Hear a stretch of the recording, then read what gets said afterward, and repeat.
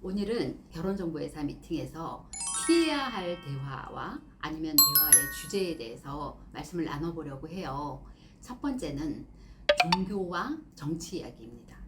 종교도 사실 같은 기독교인이어도 굉장히 주의를 열심히 지키시는 분도 있고 새벽기도 열심히 가시는 분도 있고, 그리고 또 어떤 분은 그냥 모태신앙이라고 하셔도 종교보다는 생활이 더 우선인 분들도 있기 때문에 이건 종교 이야기, 그 다음에 또 정치 이야기는 좌파 우파부터 시작해서 그리고 또 남혐 여혐 이렇게 이야기를 나누다 보면 굉장히 이분화된 대화 소재가 되어버리거든요. 이거는 결코 첫 만남에서 바람직한 대화 방법은 아니라고 생각이 들어서 가능하면 정치 이야기, 그 다음에 또 종교 이야기, 그리고 남자 여자에 대한 어떤 그런 깊이 있는 이야기들은 피하는 것이 좋은 대화를 이어가는 방법이 아닐까라는 생각이 듭니다.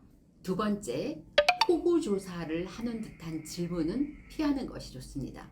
예를 들면 부모님에 대해서 꼬치꼬치 물어보신다거나 아니면 형제 자매에 대해서 물어보시는 부분들, 그리고 또 이런 부분도 있어요. 프로필을 이미 받고 상대방을 만나러 나가셨잖아요. 그런데 프로필에 대해서 다시 물어보는 어떤 그런 행위는 두 가지의 오해 소지가 있는데, 한 가지는 이 사람이 나의 프로필을 모르고 나왔나? 라고 생각할 수 있고, 그렇다면 기분이 별로 좋지 않겠죠. 그리고 두 번째는 이 사람의 내가 받은 프로필이 맞는지 확인하고 싶어서 다시 한번 되묻듯이 물어보는 듯한 행위입니다.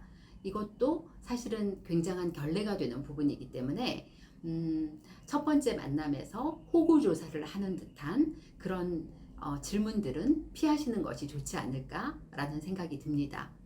그리고 세 번째는 소개받았던 회원에 대한 이야기들, 예를 들면 몇 살 차이까지 만나보셨어요? 라든지 예쁜 분 많이 만나보셨어요? 라든지 아니면 그분이랑은 얼마나 만났어요? 이런 질문들은 사실 두 사람의 만남에서 직접적인 연관이 없는 이야기이기 때문에 가능하면 하지 않는 것이 좋은 방법이 아닐까라는 생각이 듭니다. 그리고 네 번째는 결정사 매니저들에 대한 이야기 내지는 회사에 대한 이야기들을 하면서 굉장한 공감대를 형성하시는 분들이 있는데요. 그렇게 되면서 본인들은 굉장히 재밌을 수 있죠. 공통된 화제니까. 그런데 그 다음 주말이 지나고 나서 저희가 피드백을 받아보면 남성분이든 여성분이든 이런 얘기를 해요. 그분이 매니저님 흉을 보던데요. 내지는 별로 좋지 않은 이야기들을 했어요. 그런 이야기들만 하고 났더니 정작 그 사람에 대해서는 하나도 모르고 그냥 왔네요. 라는, 사실 만나서 재미있게 대화는 나눌 수 있을지 몰라도 좋은 시간을 내서 일부러 나간 자리에서 그런 정보회사에 대한 얘기는 사실 여러분들에게 절대 도움이 되지 않습니다. 다섯 번째는 재산이나 연봉에 대한 이야기들인데요. 예를 들면 재테크를 어떻게 하시나요? 연봉은 뭐 세전 세후가 어떻게 다른가요? 부터 시작을 해서 예를 들어서 적금을 든다 그러면 어떤 식으로 적금을 들으세요? 뭐 주식은 어떤 식으로 투자를 하세요? 이렇게 지나치게 딥하게 들어가서 하는 질문들은 별로 바람직하지 않다는 생각이 들고요.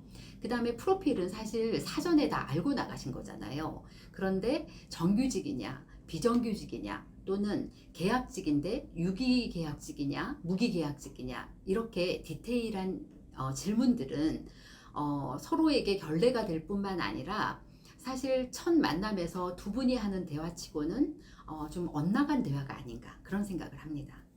오늘은 미팅 중에 하지 말아야 될 대화, 피해야 될 대화에 대해서 말씀을 드렸어요. 사실 그런 이야기들 말고 할 수 있는 얘기들이 굉장히 많잖아요. 요즘 넷플릭스에 재밌는 드라마도 많이 나오고 최근 개봉한 영화도 재미있는 게 많이 있잖아요.